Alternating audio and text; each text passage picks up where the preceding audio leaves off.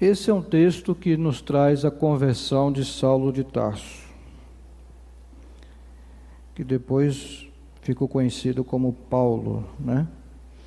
Mas eu queria já adiantar que ele não teve o nome dele mudado, tá?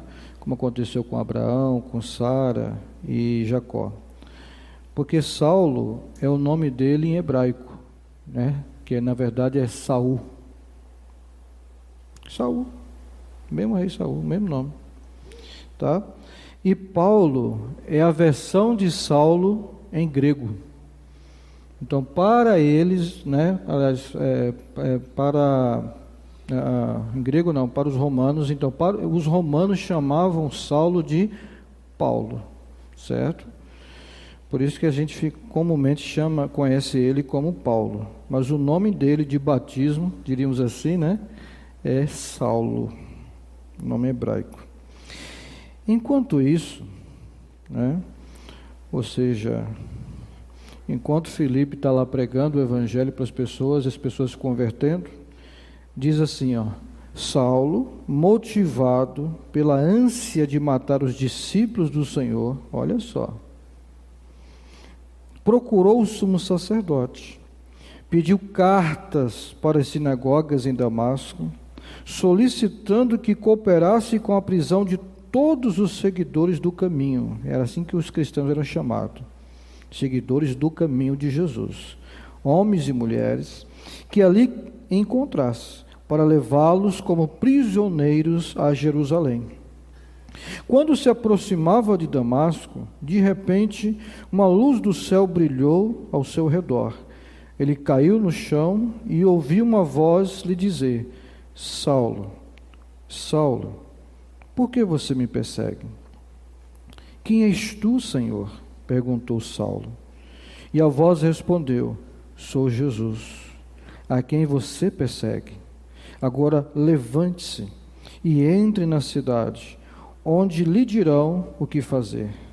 Os homens que estavam com Saulo ficaram calados de espanto, pois ouviam uma voz, mas não viam ninguém. Saulo levantou-se do chão, mas ao abrir os olhos estava cego. Então o conduziram pela mão até Damasco. Lá ele permaneceu cego por 3 dias, e não comeu nem bebeu coisa alguma. Havia em Damasco um discípulo chamado Ananias. O Senhor o chamou numa visão: Ananias?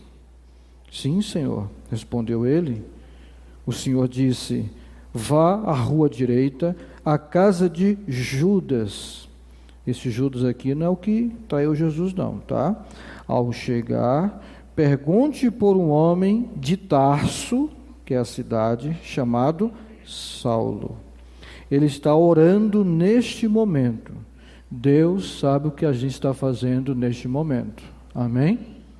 Ele sabe. Ele é Deus. Mostrei-lhe numa visão um homem chamado Ananias, ou seja, mostrei você, tá, Ananias? Chegando e impondo as mãos sobre ele para que voltasse a enxergar. Ou seja, é isso que você vai fazer quando você encontrar com ele.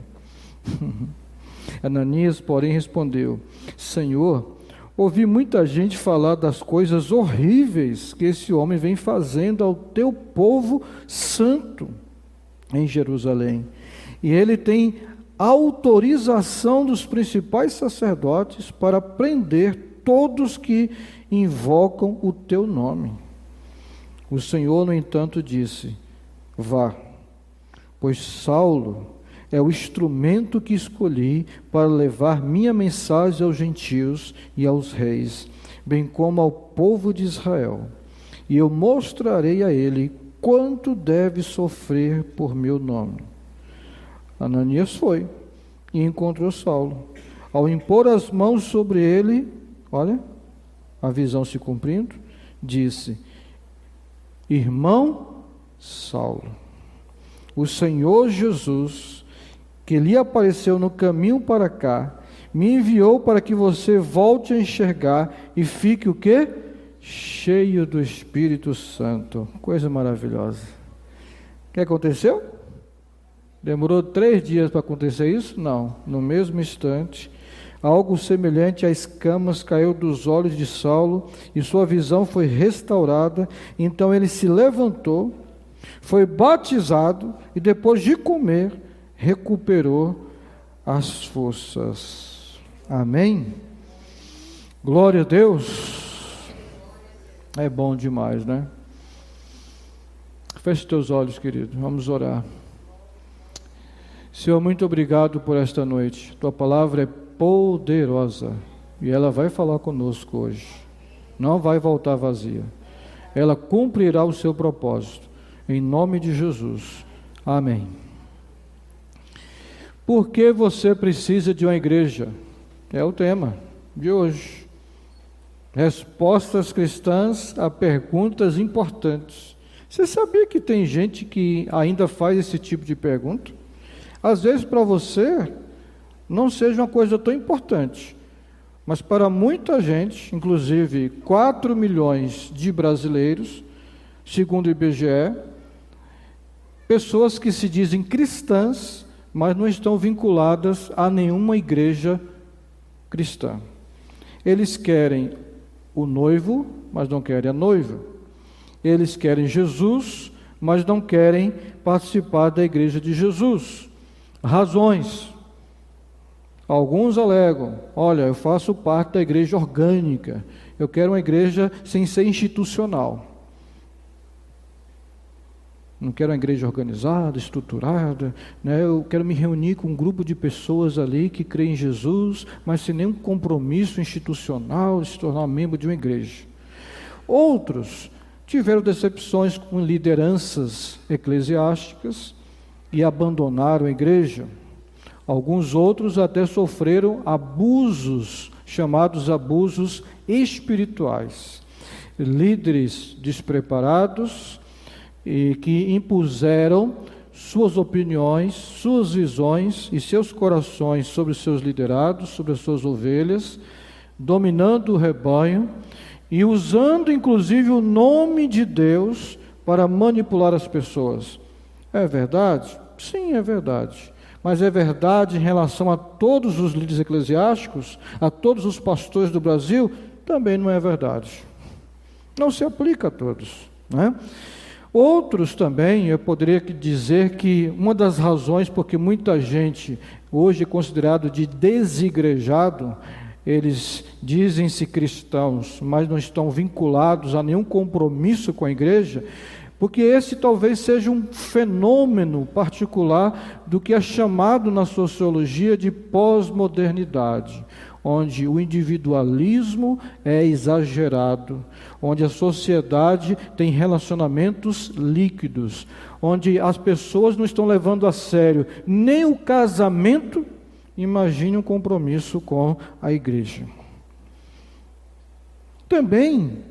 Nós também podemos encontrar um fenômeno outro que está acontecendo, inclusive as próprias igrejas evangélicas estão fazendo isso, líderes estão fazendo isso, e isso está gerando exatamente crentes que não estão com compromisso com a igreja local, mas só receberam o batismo. Tem igrejas no Brasil hoje, eu não sei se você sabe, até semana retrasada eu ouvi um pastor aqui da cidade dizendo isso para mim, que eles praticam isso aqui em Cuiabá. A pessoa creu em Jesus, eles dão o batismo espiritual. Ou seja, você quer ser batizado, então a gente batiza você. Agora, para você só que você batizou, você não é membro da igreja ainda. Aí você tem que fazer um curso para poder ser membro da igreja. É diferente da nossa igreja. Na nossa igreja, na igreja batista, presbiteriana, metodista, etc., quando a pessoa se batiza, ela se batiza tornando-se membro daquela igreja. Sempre foi esse o entendimento da igreja histórica. As igrejas chamadas neopentecostais estão mudando isso. Aí eles estão batizando um monte de gente, mas são pessoas que não estão assumindo compromisso com a igreja local. O que acontece? Aí você vai falar de Jesus para essa pessoa que foi batizada dessa forma lá no seu trabalho, e ela diz assim: eu sou cristão. Mas eu não estou em igreja nenhuma. Eu vou em uma igreja aqui, uma semana eu vou em outra e tal. Essa é uma das razões porque está gerando também um monte de desigrejado. Muita gente recebendo batismo espiritual, mas não tendo compromisso, vínculo, aliança com nenhuma expressão do corpo de Cristo através de uma igreja local. Agora, por que eu preciso de uma igreja? Por que eu preciso da igreja? Primeiro, a igreja é de Jesus apesar dos pesares. Apesar de mim e de você. Em Mateus 16, 18, Jesus disse o quê? Estabelecerei a minha igreja. E quando Jesus apareceu a Saulo, que é o nosso Paulo, o Senhor disse para ele: Saulo, Saulo, por que você me persegue?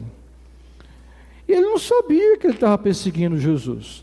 Ele achava que ele estava perseguindo um monte de doido que estava gerando celeuma no judaísmo, gente que estava criando problema para a religião judaica. Eles achavam que os cristãos não passavam de uma seita, um grupo dissidente do judaísmo, como os fariseus, os saduceus e etc. Eles não viam a igreja como o povo de Deus, como os filhos de Deus. Eles viam como inimigos de Deus, inimigos deles também. Tanto é que ele vai até Jerusalém, pede carta ao sumo sacerdote para poder prender, maltratar e até matar cristãos. E em uma dessas viagens para Damasco, já cruzando as fronteiras de Israel, o Senhor apareceu a ele no meio do caminho. E ele caiu do animal, ficou cego,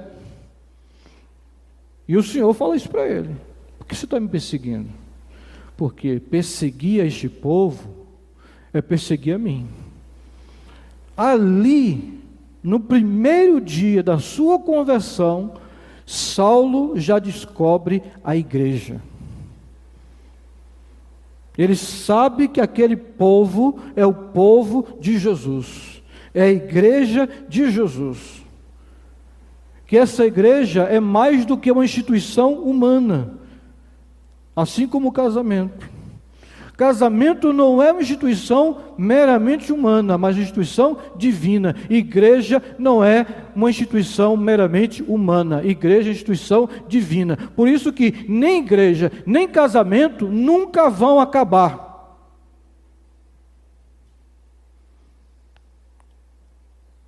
Porque quando Jesus voltar, a igreja vai se casar com quem? Com Jesus. Estaremos eternamente casados com Ele. Amém? Posso ouvir um aleluia? E a igreja, meu filho, também é eterna. Por isso que Jesus disse em Mateus 16, 18: e as forças da morte, ou Hades, não prevalecerão, não a vencerão. A igreja foi criada para vencer. Mas, pastor, uma igreja local pode fechar? Pode. Pode acontecer? Pode. Mas a igreja permanece, ela é invencível, indestrutível, inacabável. Por quê? Quem é que sustenta a igreja? O Senhor dela, Jesus.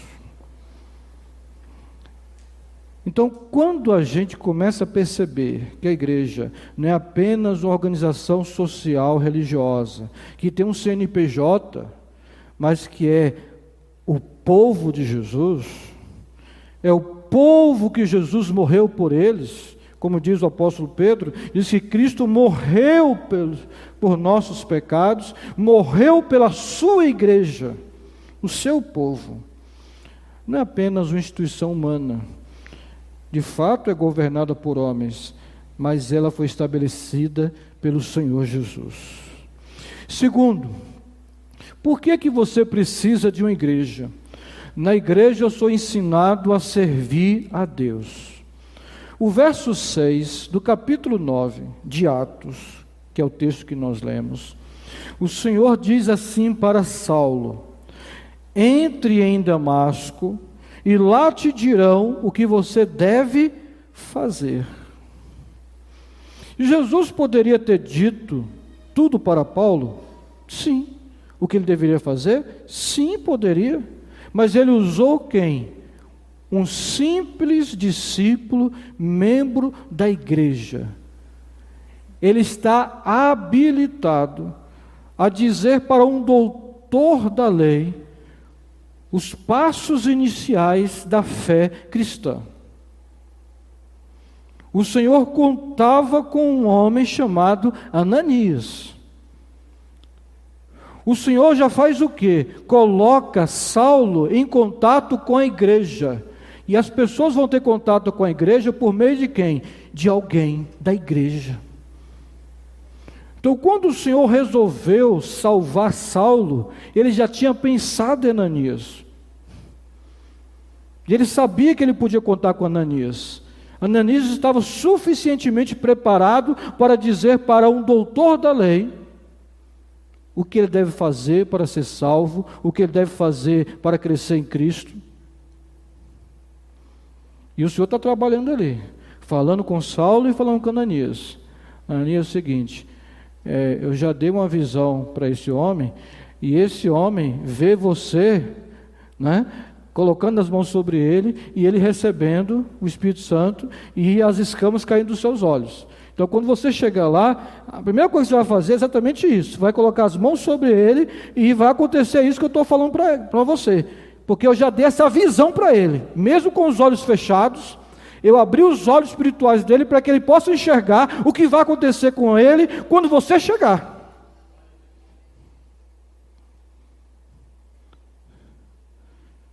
Então Deus pode dizer para a gente, rasgar os céus e dizer para a gente tudo que a gente deve fazer. Pode, mas Ele não faz assim. Ele fala para você vir para a igreja, congregar na igreja, frequentar a igreja, aprender na igreja, sentar na igreja, ouvir a palavra, aprender uns com os outros, aprender nas casas, nos pequenos grupos, porque a gente precisa aprender a servir a Deus. Aonde? Na igreja.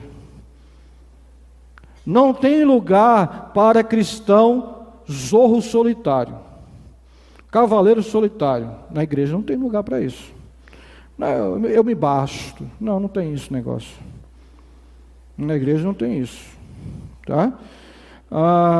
Mais um pouquinho aí. Jesus não disse assim para os discípulos, lá em Mateus 28, 20? Vocês vão fazer discípulos, no verso 19. Né? E no verso 20 ele diz assim: e vocês vão ensinar esses discípulos a fazer e a cumprir o que eu tenho ordenado a vocês. É no ambiente da igreja que a gente ensina as pessoas a como viver para Deus, como servir a Deus. Mais tarde, esse mesmo Saulo, que se torna o apóstolo Paulo, tão conhecido por nós, ele vai usar duas expressões, uma expressão em dois textos só na carta aos Coríntios, tanto na carta aos Coríntios, aqui 1 Coríntios capítulo 11, verso 23, quanto na carta aos Coríntios, aí, capítulo 15, verso 3, ele vai usar essa expressão: o que eu recebi do Senhor, isso vos transmiti. Ou seja, o que eu aprendi do Senhor, isso eu estou ensinando a vocês. E tanto no contexto do capítulo 11, quanto do capítulo 15 de 1 Coríntios, ele está falando de quê? Do Evangelho. No capítulo 11, ele vai falar sobre a ceia, que é o que nós vamos fazer hoje à noite. E no capítulo 15 está falando da ressurreição. Mas tanto no texto que ele fala sobre a ceia, quanto no texto que ele fala sobre a ressurreição, no capítulo 15, 1 Coríntios 15, ele está falando do Evangelho. Ele está dizendo assim: o Evangelho que eu recebi do Senhor, eu transmiti, eu ensinei para vocês. que Jesus, na noite que foi traído, tomou o pão e deu graças, isto é meu corpo, que é derramado partido por vós. Semelhantemente tomou o cálice e disse, isto é meu sangue, que é derramado por vós. Fazei isso em memória de mim até que eu volte. E no capítulo 15, verso 3, de 1 Coríntios, ele vai dizer assim, olha, o que eu recebi, eu transmiti para vocês, que Cristo morreu ao terceiro dia e ressuscitou. Esse é o resumo do Evangelho. Se alguém diz que creu no Evangelho, mas não crê na morte e ressurreição de Jesus, aprendeu qualquer outra coisa, menos o Evangelho. Então é na igreja que a gente aprende a servir a Deus. Dá uma olhadinha aí na sua Bíblia, abra aí Colossenses 3,16 comigo. Vai estar na tela, mas abra a sua Bíblia, risque aí, sublinhe. Colossenses 3,16. Esse texto aí é um texto para você ter de cor. De cor. Vamos lá. Que a mensagem a respeito de Cristo, em toda a sua riqueza, preencha a vida de vocês. Uma versão mais comum vai dizer assim: habite ricamente a palavra de Cristo no vosso coração. Ensinem, olha só, eu estou usando aqui na versão transformadora, uma linguagem mais contemporânea, para que as pessoas que são novas compreendam melhor ainda o texto.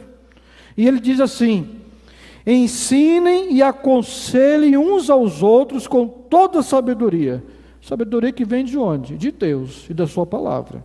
Cantem a Deus salmos, hinos e cânticos espirituais com o coração agradecido.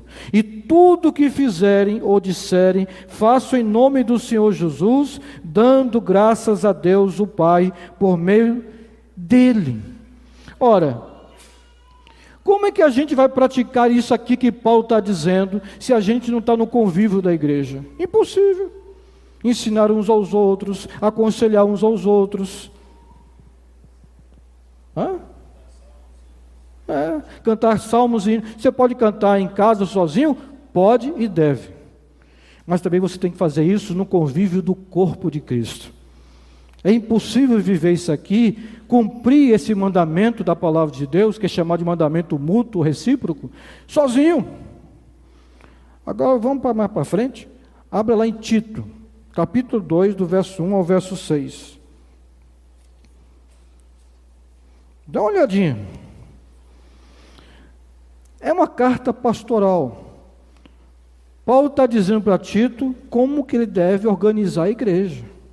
Como que os relacionamentos têm que acontecer dentro da igreja, na ilha de Creta. Porque ele está na ilha de Creta aqui, uma das ilhas gregas, que existe até hoje. E o povo vai fazer turismo lá. E aí ele diz assim no capítulo 2, verso 1 ao 6. Olha só. É possível, eu vou ler isso aqui, e eu te pergunto já antecipadamente, é possível viver isso aqui sozinho, sendo crente solitário? Tenta responder. Dá uma olhadinha. Olha só. Mas quanto a você, suas palavras, Tito, reflitam o ensino verdadeiro. Os homens mais velhos devem exercitar o autocontrole, a fim de que sejam dignos de respeito e vivam com sabedoria. Devem ter uma fé sólida e ser cheios de amor e paciência. Semelhantemente, está falando dos mais velhos, agora vai passar para onde? Para as irmãs mais velhas. Olha, vocês aí. Semelhantemente, as mulheres mais velhas devem viver de modo digno. Não devem ser caluniadoras, nem beber vinho em excesso. Antes, devem ensinar o que é bom. Ensinar para quem? Para alguém. Não é? Tem que estar no convívio de alguém. Devem instruir as mulheres mais jovens a amar o marido e os filhos. Como é que ensina isso? No contato direto somente, no convívio. A viver com sabedoria e pureza, a trabalhar no lar, a fazer o bem e a ser submissas ao marido. Assim, não envergonharão a palavra de Deus. Porque quando a gente faz isso aqui, está envergonhando a palavra de Deus. Da mesma forma, incentive os homens mais jovens a viver com sabedoria. Você mesmo, Tito, deve ser exemplo da prática de boas obras. Tudo que fizer deve refletir a integridade e a seriedade de seu ensino. É possível viver isso aqui sozinho? Não. Somente no convívio da igreja, através de relacionamentos. Os pequenos grupos que nós temos aqui têm esse objetivo para iniciar, porque a gente só vai conseguir viver plenamente o que está aqui em Tito 2, se a gente tiver relacionamentos além do pequeno grupo. Eu não estou falando mais além do culto, não, é além do pequeno grupo. Porque muitas vezes no pequeno grupo não dá para você viver também isso aqui não. Às vezes você vai ter que ensinar a pessoa a ser uma boa dona de casa, indo na casa dela mesma. E saber se ela está sendo uma boa dona de casa. Então, é na igreja que a gente vai aprender a servir a Deus, como Ele quer. Terceiro, por que você precisa de uma igreja? A igreja é a comunhão dos santos e dos salvos. Interessante que o Senhor encaminha um discípulo para receber Saulo. Ananias chama os crentes aqui, no capítulo 9, de comunidade santa. Quando o Senhor diz para ele assim, você vai pregar o evangelho para ele, vai ao encontro dele, ele já diz de bate pronto, Senhor, estou aqui, vou lá. Não, ele disse, Senhor, ele ponderou. Senhor, eu ouvi falar que o homem é terrível, ele maltrata a gente, ele tem autorização dos principais sacerdotes para prender o teu povo santo. Ele chama assim, o teu povo santo. Tanto Pedro quanto Paulo, eles entendem que o crente é santo em Cristo. Não santidade em nós mesmos, mas é com base naquilo que Jesus disse. Vós já estáis limpos pela palavra que eu vos prego. Ele orou pela sua santificação em João 17. Santifica-os na verdade, a tua palavra é a verdade. O apóstolo Paulo e Pedro iniciou cartas suas chamando os cristãos naquela região de santos em Cristo. Gente, homem e mulher que foram santificados, justificados por causa do sangue, ou seja, da morte de Jesus. Não porque haja santidade inerente em nós mesmos, e nós somos os pecadores santificados, ou nós somos os santos que são pecadores. Mas que toda vez que pecam, tem um intercessor, tem um advogado, ele vai a Cristo, e ele pede perdão dos seus pecados. O fato de sermos cristãos, não estamos isentos de pecar. E é isso que muitas vezes tem muita gente que não entende. E às vezes sai da igreja porque encontrou um pecador que era crente, que se dizia santo e que pecou contra ele ou contra a igreja. E ele se decepciona, e ele se escandaliza, e ele fica inflamado, e ele vai embora. No finalzinho eu vou fazer umas considerações finais aqui sobre isso. Ok? Isso infelizmente revela que muitas pessoas que abandonam a igreja por causa disso, elas não amadureceram. Elas não entenderam o que é a comunhão dos santos, que a Bíblia ensina. Elas acharam que a igreja fosse a comunhão dos perfeitos, e não dos santos, que foram santificados por Deus. Nós não somos a comunhão dos perfeitos, porque nós não alcançamos a perfeição ainda. Jesus não voltou ainda. Nós não fomos transformados de glória para sempre.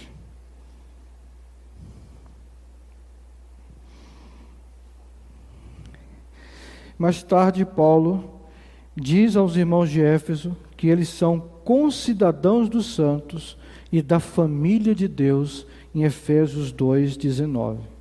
Interessante que quando ele chega lá, o Ananias, onde Saulo está, ele coloca as mãos sobre ele e chama ele de quê? Irmão. Antes era o quê? Perseguidor. Jesus falou para ele, não é nada disso, ele é um vaso que eu escolhi, um instrumento meu para pregar o Evangelho. Então, tá bom? Jesus falou isso para ele. Já mudou. Cortou o paradigma dele. Já disse. Aí ele chega lá falando o quê? Você é meu irmão. É da mesma família. A família de Deus. Então o que é a igreja? É a família de Deus, meu irmão. É isso aí. Agora, como toda família tem problemas e defeitos, sim ou não? A sua família, quem está numa família perfeita aí, levanta a mão. Quem tem uma família perfeitinha aí, levanta a mão. Por isso que a Bíblia chama a igreja de família, chama de templo, algumas metáforas. Edifício. Edifício significa o quê? Uma construção. Não está pronto. Só vai estar pronto quando Jesus voltar. Certo? Lavoura, Coríntios fala sobre isso. Somos plantação do Senhor, Ele está cultivando o nosso crescimento. Essa é a ideia. E família é o quê? A gente também resolve os problemas. Quando você lê 1 Coríntios capítulo 6, está tendo problema na igreja. Irmão levando irmão na justiça comum, em vez de resolver os problemas dentro da igreja. E Paulo tem que escrever e fazer um adendo ali, dizendo, vem cá, vocês não conseguem resolver os problemas de vocês dentro da igreja, não? Vocês precisam buscar a justiça comum, vocês precisam buscar o ímpio para mediar os conflitos de vocês. Ou acaso vocês não sabem que os filhos de Deus, nós vamos julgar os anjos que caíram lá no final, no dia da glória de Deus? Por que vocês não sentam e resolvem seus problemas? Isso indica que a igreja tinha problema. Mas Paulo não disse assim, fecha a igreja, pode ir embora, porque esse povo não é crente não, ninguém é salvo não. Não.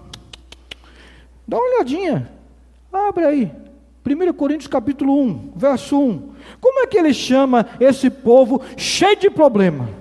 Irmãos, a igreja de Corinto é uma igreja que eu não queria ser pastor nunca. Eu estou sendo sincero. Eu não sou doido. Mas Deus levou Paulo para lá. E ele abriu a igreja. Ficou 1 ano e 8 meses lá pregando o evangelho. E inclusive ele queria sair, viu? Quis pular fora. Ele pregou, teve oposição. Aí ele sacudiu o pé e disse, vou embora. Deus me chamou para pregar para outros, porque vocês não querem nada. Aí Deus falou com ele, em Atos 18, de noite, falou para ele, rapaz, é o seguinte, você não vai embora não, você vai ficar aí. Mas como? Vai ficar aí. Eu tenho muita gente nessa cidade para salvar, rapaz. Ele ficou lá 1 ano e meio pregando o evangelho, e edificou uma das maiores igrejas, que é a igreja de Corinto, mas também uma das igrejas mais problemáticas. A culpa não é de Paulo não, é o povo mesmo, ser humano. Olha só, Paulo, capítulo 1, verso 1, como é que ele chama essa igreja aqui? Ele tem conhecimento de todos os problemas dessa igreja, até incesto estava vendo, para você ter uma ideia. Agora, como é que ele trata esses irmãos? Vocês são um monte de pecadores, sem vergonha, não sei o quê. Não, olha só, Paulo, chamado para ser apóstolo de Cristo Jesus pela vontade de Deus, escrevo esta carta com nosso irmão Sóstenes, a igreja de Deus em Corinto. Meu Deus do céu, Paulo está chamando o povo dizendo o seguinte, vocês estão vivendo como se não fosse igreja, mas eu quero reafirmar para vocês que eu abri aqui há 3 anos atrás uma igreja de Deus, mas parece que vocês se tornaram uma igreja de demônios. Mas ele diz, é a igreja de Deus. Então tem muita gente que são os inimigos da igreja lá fora, que querem meter o ferro em nós. Você entendeu o negócio? E Paulo está dizendo, vocês são igreja de Deus. Aqueles que Ele santificou por meio de Cristo Jesus. Vocês foram chamados por Deus para ser seu povo santo, junto com todos os que em toda parte invocam o nome de nosso Senhor Jesus Cristo, Senhor deles e nosso. Olha só. Está entendendo? Então a igreja é comunhão dos santos e dos salvos. Santo Agostinho diz o seguinte: a igreja não salva. Tem muita gente que está fora da igreja e fala assim, para que igreja? A igreja não salva ninguém. É verdade. Mas eu gosto da palavra sábia de Santo Agostinho, de Hipona. Agostinho disse assim, a igreja não salva, mas os salvos estão dentro dela. Você pode aplaudir a Jesus? É verdade. Se você foi salvo, você vai para a igreja. E é isso que Jesus deixa claro em Atos 9, na conversão de Saulo. Ele não diz para ele, rapaz, eu sou Jesus, eu apareci para você, agora você se basta, você não precisa de igreja não, porque eu apareci para você, rapaz. Não, o Senhor aparece a ele e diz para ele, vá para a igreja. Tem muçulmanos se convertendo no Egito, sonhando, e ele acorda, ele sonha com a crucificação de Jesus. Isso acontece, está acontecendo no Egito.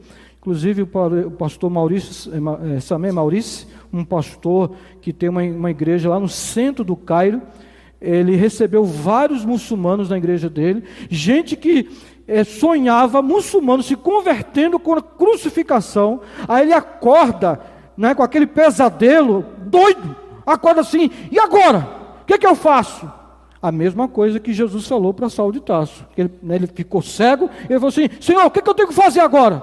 E o Senhor falou para ele, vai na igreja, procura um homem chamado Ananias, ele vai dizer para você tudo que você deve fazer. O que Jesus está fazendo com esses muçulmanos lá no Cairo? Procura a igreja. Gente que vai lá na igreja do pastor Samé Maurício se entregar para Jesus, porque teve um sonho de dizer assim, e Jesus mandou eu vir para a igreja. Então Jesus, quando salva alguém, Ele nunca manda para outro lugar, a não ser para a igreja. Uma igreja que é fiel às Escrituras Sagradas. Sempre Ele vai mandar esse convertido, filho de Deus, para a igreja. Outra coisa importante, na igreja somos encorajados a viver a fé cristã. Abra sua Bíblia aí, Hebreus capítulo 10, versos 24 e 25. Olha só, qual é o contexto aqui? Muitos cristãos, muitos judeus, ouviram a pregação do Evangelho, creram em Jesus, e agora estavam sendo perseguidos por judeus que ainda seguiam Moisés. E que viam como Saulo, os cristãos, como inimigos da fé judaica. Para não ficar barato, o Império Romano também estava confiscando os bens, as casas, as propriedades dos cristãos. Porque esses cristãos hebreus aqui, eles são judeus convertidos a Cristo. Por isso que a carta é aos hebreus. Porque são cristãos, mas que são de origem essencialmente judaica. E agora esses hebreus, eles não confessam mais que César é o Senhor, mas que só Jesus Cristo é o Senhor. E só Ele, eles vão prestar culto, servir, adorar, se prostrar. E nunca mais ao imperador romano. E eles estavam vendo o cristianismo como uma ameaça ao poder político de Roma. E começaram a fazer o quê? Confiscar os bens. Depois começaram a matar os cristãos.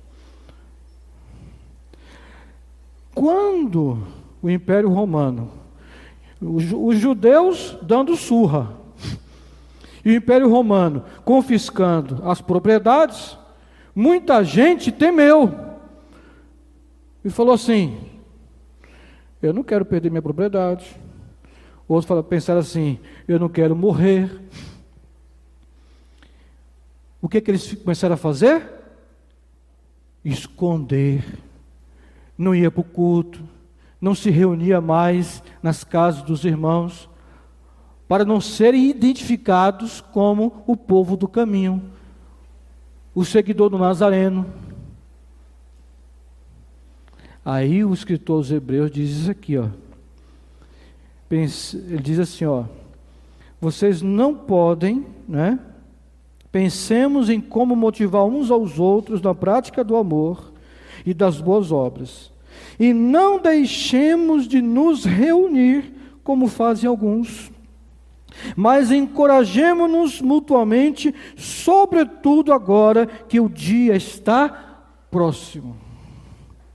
É interessante isso, porque aqui eles estão deixando de reunir porque os bens estão em jogo, a própria vida está em jogo. Interessante que hoje os cristãos estão deixando de vir à igreja porque estão cansados demais de trabalhar.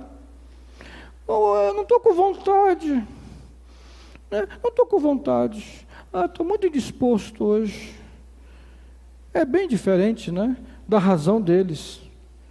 E interessante é que a Bíblia não dá razão para esses crentes que deixam de se reunir, de congregar, mesmo que a vida deles estiver em jogo, mesmo que a propriedade, os bens, a casa, o carro, a fazenda estiver em jogo, você não pode deixar de reunir com o povo de Deus, porque você precisa ser estimulado à fé, a praticar o que é certo, a praticar boas obras, a praticar o amor, a praticar o bem, principalmente porque aquele dia se aproxima. E quando essa carta foi escrita, foi há 2000 anos atrás, praticamente, e já se dizia: esse dia se aproxima, ou seja, o Senhor está à porta, o Senhor está vindo. Então vocês precisam congregar, precisam se reunir, precisam se estimular um ao outro na fé.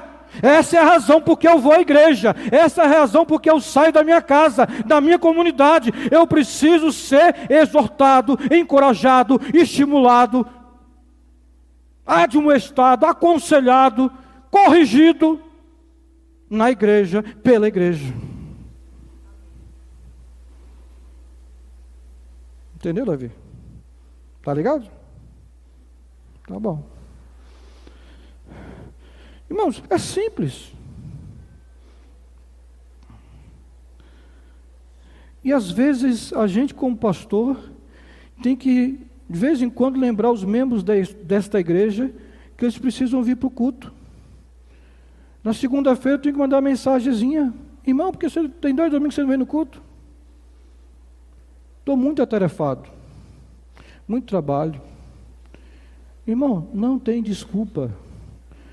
Você foi criado para adorar a Deus, para se reunir como igreja e adorar a Deus. O Senhor te libertou da escravidão do Egito para prestar culto a Ele.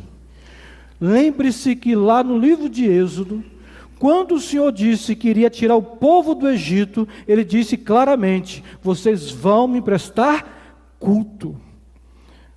Quando eles disseram isso, quando Moisés disse isso para Faraó, Faraó ignorou e disse: que conversa é essa? Quem é este Senhor? Não sei quem é Ele.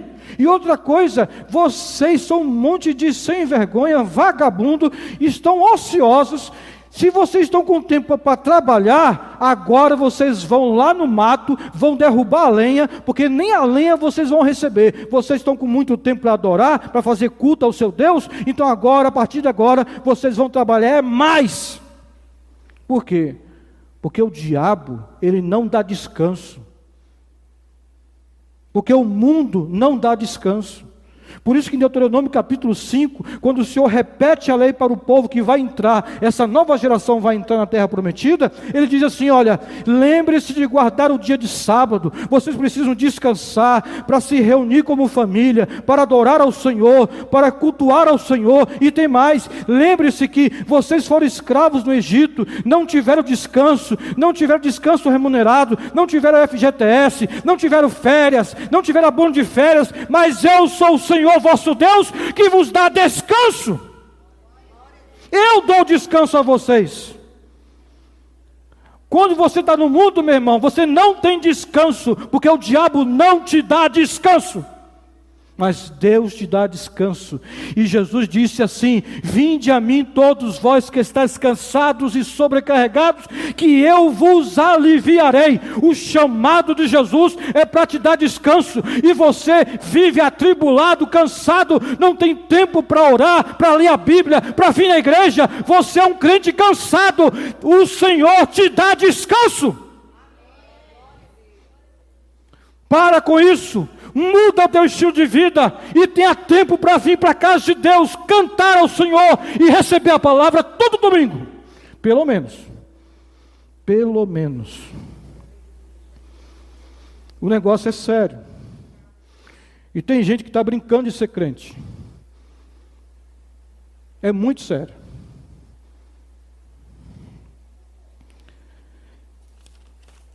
Pastoral hoje, dia de ceia. Paulo disse aos Tessalonicenses, no capítulo 5, verso 14, primeira epístola aos Tessalonicenses, ele fala assim: irmãos, pedimos que advirtam os indisciplinados. Aí, tem disciplinado dentro da igreja, você tem que advertir. Encorajem os desanimados. Tem gente que desanima. Ajudem os fracos. Sejam pacientes com todos. Como é que a gente consegue praticar isso se não for no convívio da igreja? Impossível.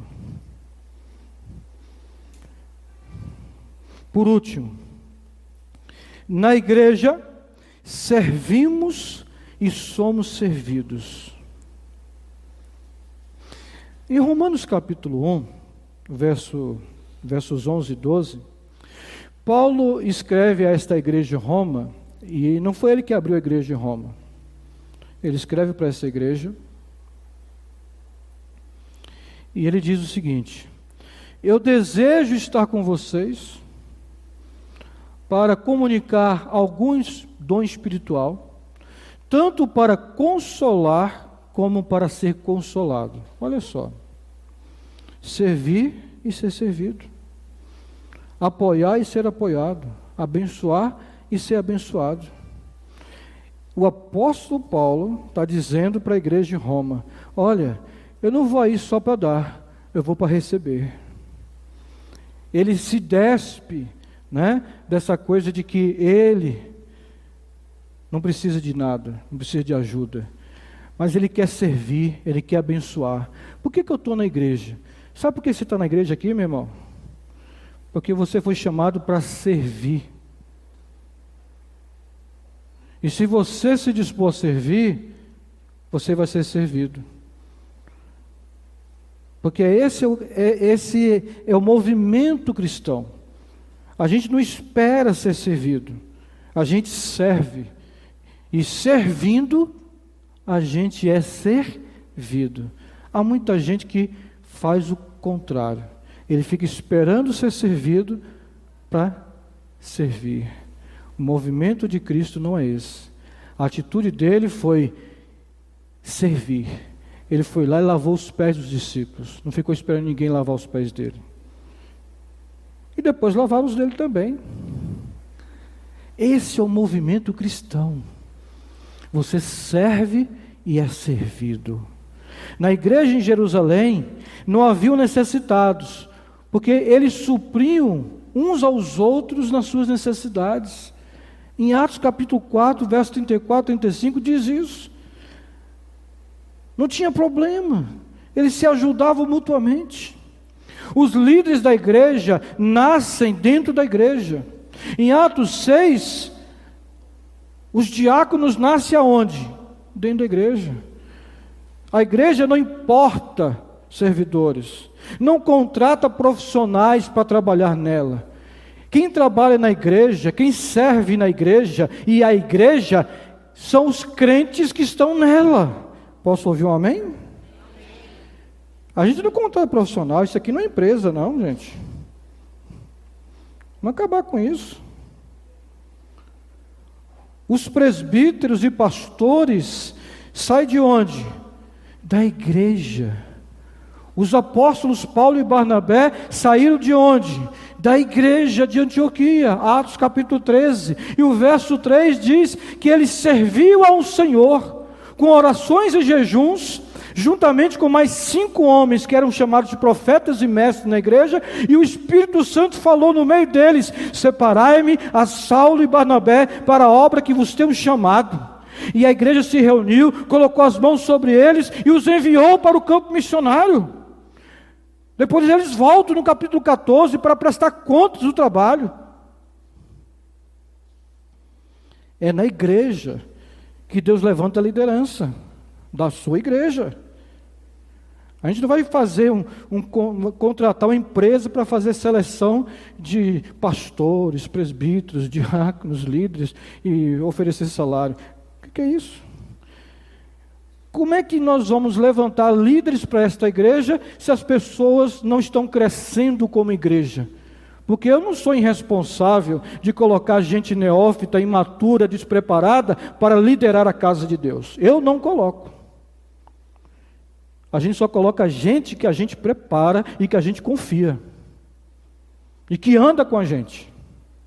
Esse é o caminho.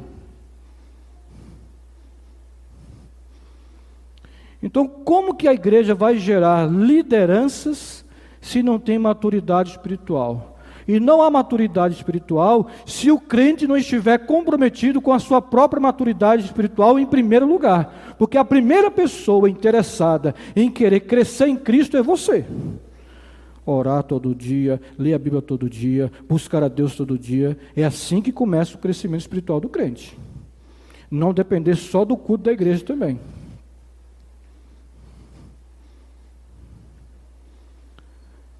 Deus não te chamou para ser espectador.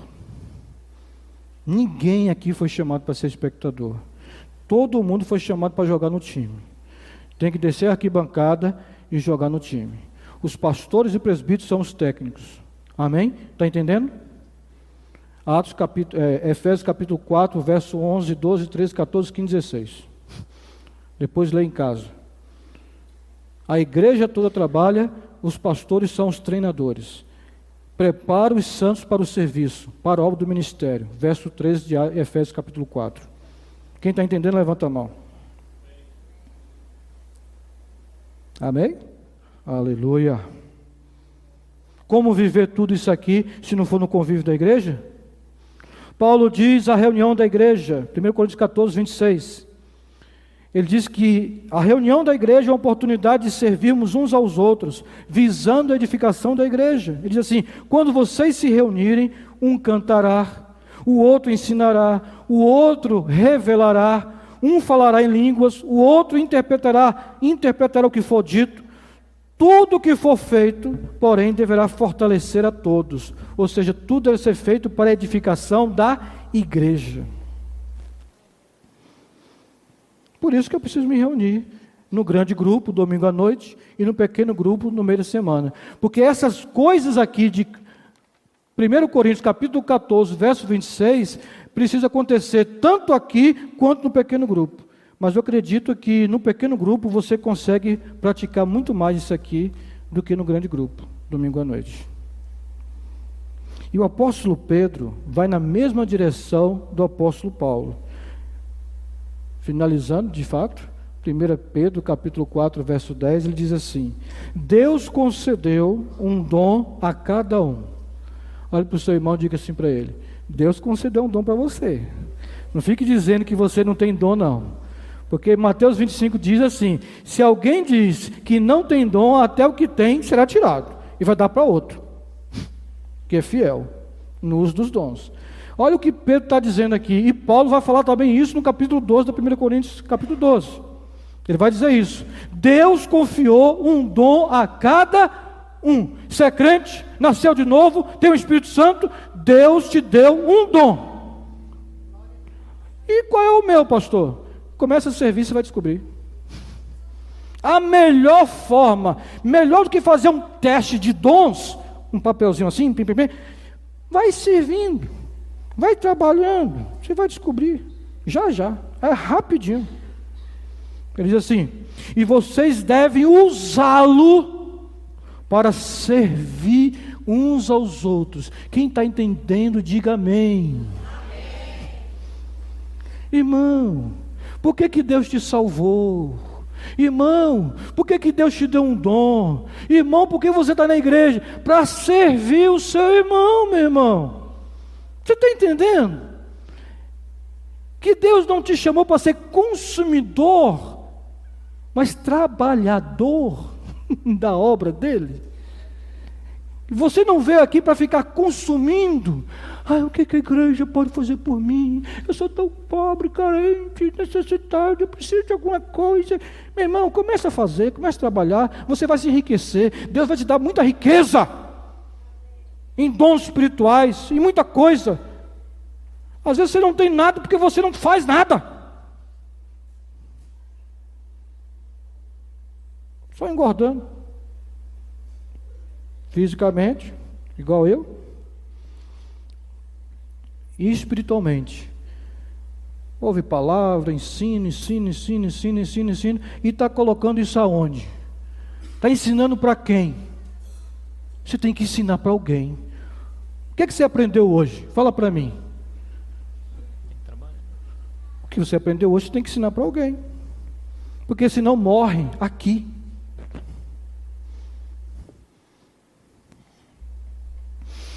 Fazendo bom uso da múltipla e variada graça divina. Olha, a gente vai fazer um seminário aqui sobre dons e ministérios na igreja esse ano, mas isso aqui é uma coisa interessante. É uma pergunta, porque essa frase final do verso 10 de 1 Pedro 4, ele diz assim: fazendo bom uso do dom que você recebeu. Não é? Aqui está na NVT. Põe na NVI. Né? Então assim, não sei, está no slide. Olha só, uma pergunta: você está fazendo bom uso do dom que Deus te deu? Talvez uma pergunta que eu possa colocar no guia do PG para essa semana. Você está fazendo bom uso do dom que Deus te deu? E você responder, prestar contas disso, amém? Quem está me assistindo aqui, para você fazer conta disso com alguém. Pergunte para o seu marido, pergunte para a sua esposa, pergunte para o seu presbítero, pergunte para o seu pastor, pergunte para o seu amigo: qual é o dom que você acha que eu tenho? Qual é o talento que você acha que eu tenho? E pergunte para essa pessoa: você acha que eu estou fazendo um bom uso dos talentos e dos dons que Deus tem me dado? Pergunte para essa pessoa. E deixe essa pessoa dizer para você, se ela for verdadeira amiga sua, ou amigo seu, ela vai te dizer se você está fazendo bom uso ou mau uso. Ou uso pela metade, por exemplo. Então, nessas reuniões de pequeno grupo, é uma oportunidade também da gente se mostrar e da gente se expor e dizer assim: a gente tem que ir lá para a reunião do pequeno grupo para a gente falar da gente e não dos outros. Então, a partir dessa semana, eu já quero orientar vocês no pequeno grupo. Quando você falar lá no pequeno grupo, fale assim: eu preciso melhorar nisso, eu preciso fazer aquilo. Porque muita gente, a maioria de nós, a gente fica dizendo o seguinte: a igreja precisa fazer, as pessoas precisam fazer. Isso fica muito genérico, subjetivo demais. A gente pode ser qualquer um, menos você. Todo mundo pode ser qualquer um, menos você. Então, lá no pequeno grupo, já estou orientando os líderes aqui. Oriente os seus membros do pequeno grupo a usar o pronome pessoal do caso reto, eu.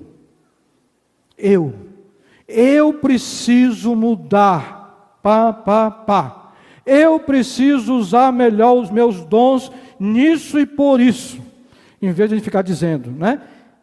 O povo não está fazendo isso, o povo não está fazendo aquilo. Então, antes de você querer falar dos outros, lá no seu PG, fale de você.